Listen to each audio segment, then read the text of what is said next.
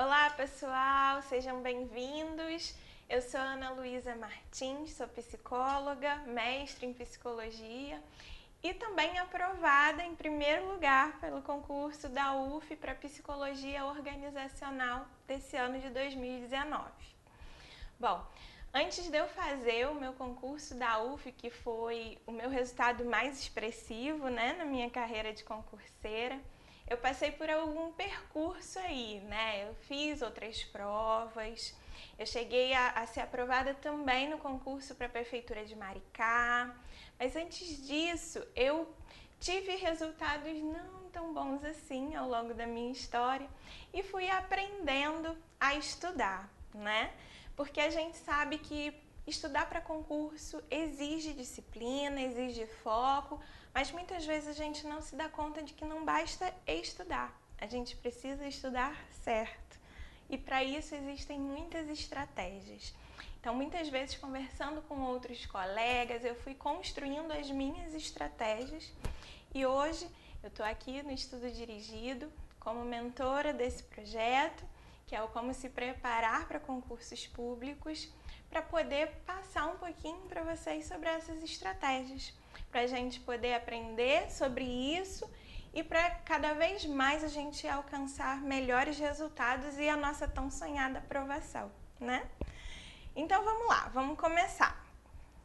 E uma coisa muito legal, gente, é que agora a gente está usando o Prezi, olha que bacana!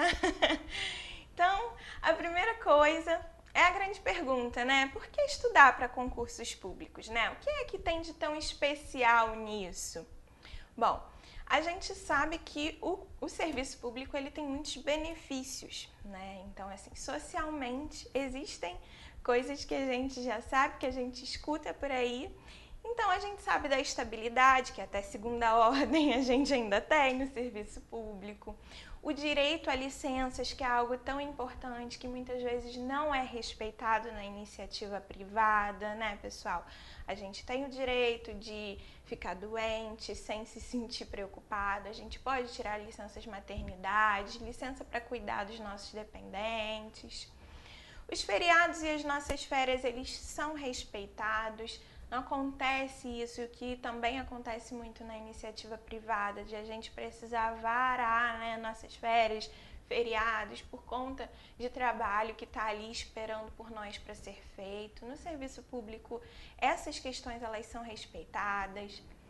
Os bons planos de carreira, A gente geralmente tem essa coisa muito positiva assim no serviço público, que é a oportunidade de galgar novos degraus, E aí, conforme a gente vai avançando, a gente vai recebendo também gratificações, e isso também é outro benefício, outro ponto muito positivo.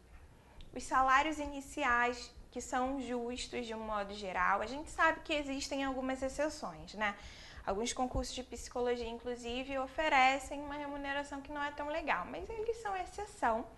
E o serviço público costuma, sim, oferecer remunerações muito bacanas logo de cara pra gente. Não exigindo experiência para isso, como acontece em outras áreas, Como, por exemplo, a galera que é assistente de administração e por aí vai. Então, para nós psicólogos ainda tem essa vantagem, O amparo legal, porque a gente está sempre respaldado pela lei, Isso nos protege muitas vezes de arbitrariedades das chefias, dos colegas de trabalho, enfim, existe sempre, tudo é sempre regido pela lei, o que é algo muito bacana e muito positivo. Flexibilidade na carga horária, muitas vezes. Em geral, a gente pode escolher, dependendo, claro, do serviço e da equipe com quem a gente trabalha, mas a gente tem como negociar um pouquinho o início, o fim da nossa jornada no dia. Em geral, não se exige experiência para psicólogos, Que foi isso que eu falei. A gente pode entrar, saiu da faculdade, pronto, já pode ir de cara para o concurso, para o serviço público e tá tudo bem, não vão exigir da gente experiência. Auxílios em geral, Auxílio alimentação, auxílio creche, auxílio saúde. Em alguns casos, como o TJ, por exemplo, a gente tem inclusive auxílio funerário. Então, assim, são múltiplos benefícios, né?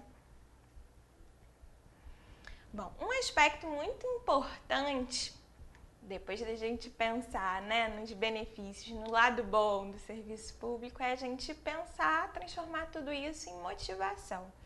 E aí eu separei aqui pra gente pensar dois aspectos da motivação, né, que é a motivação externa e a motivação interna.